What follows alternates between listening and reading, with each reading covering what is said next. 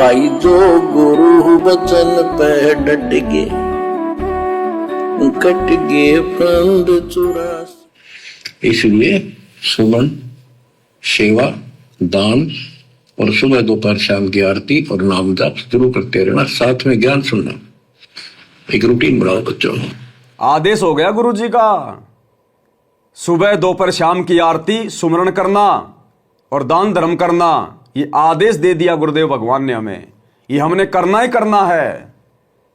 गुरुदेव कह रहे बच्चों रूटीन बनाओ, रूटीन।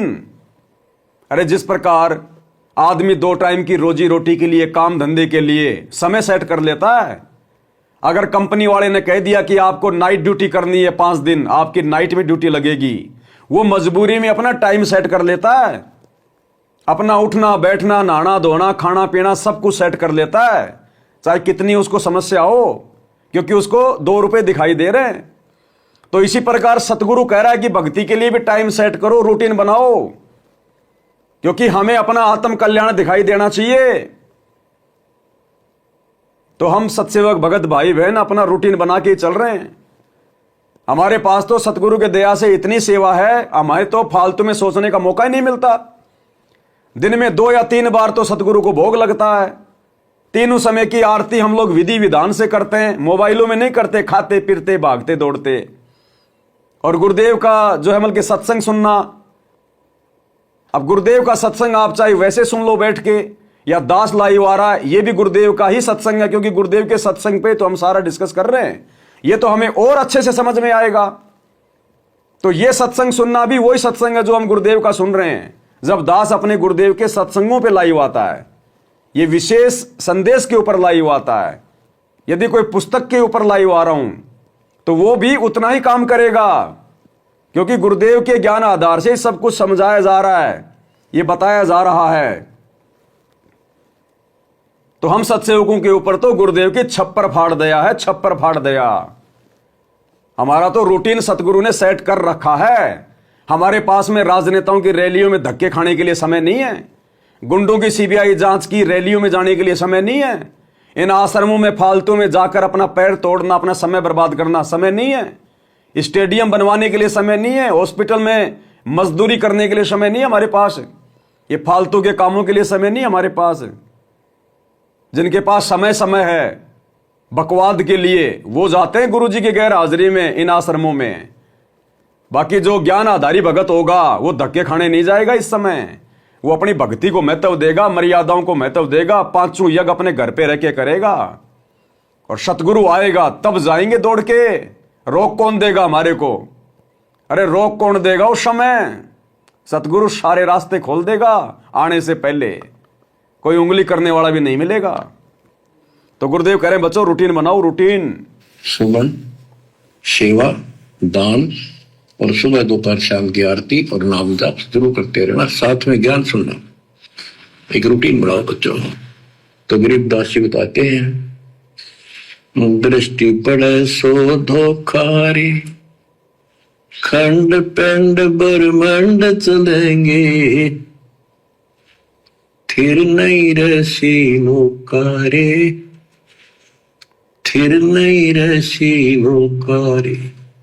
दृष्टि पड़े सो धोखारे, खंड पिंड ब्रह्मंड मिटेंगे, थिर ना लैसी लोकारे।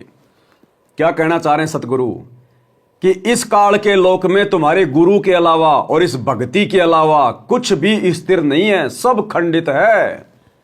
साहिब का नाम अखंड है और सकल सब खंड। तो परमात्मा कह रहे हैं जब तुम्हें ऐसा समर सतगुरु मिल गया तो काम धंधे की क्यों टेंशन कर रहे हो, रोजी रोटी की क्यों टेंशन कर रहे हो?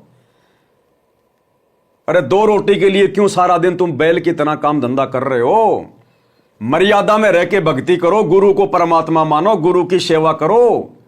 जहां तुम 12 घंटे में अपने परिवार का पेट नहीं भर पा रहे, गुरु 4 घंटे के धंधे में तुम्हारा पेट भर देगा। ये वो समर्थ है जिसने मलुक दास को जंगल में पेड़ के ऊपर बैठे हुए को मार मार के खीर खिला दी, मार मार के। और मलुकदास ने कहा कि तुम्हारा भगवान तो भाई मार मार के खीर खिलाता है, मार मार के। मलुकदास ने यह तो कहा था कि तेरा भगवान मुझे दे देगा क्या बैठे बैठे को, अगर काम नहीं करूंगा तो क्या कहा था परमात्मा ने? अगर विश्वास करेगा तो ये भगवान बैठा बैठा भी खिलाएगा।